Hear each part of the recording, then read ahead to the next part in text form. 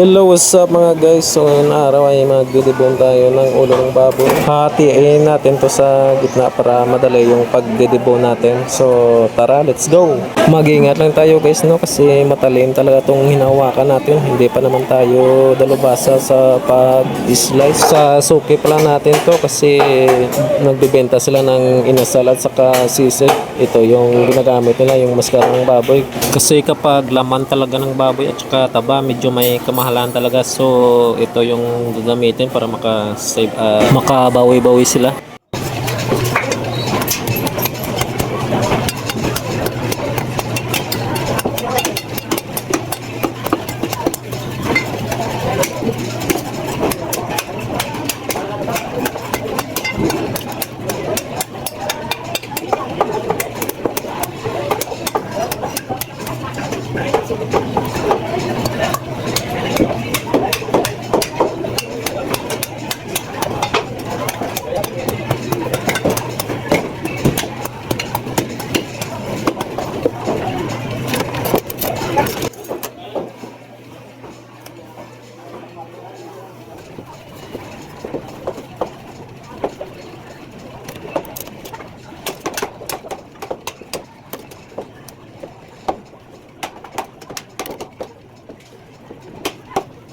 At yun, una natin natanggal yung lower jaw niya at saka susunod natin yung kanyang bungo. Sa halagang 50 pesos ay nabibenta itong bungo kasi itong ginagamit sa sabaw ng bok choy.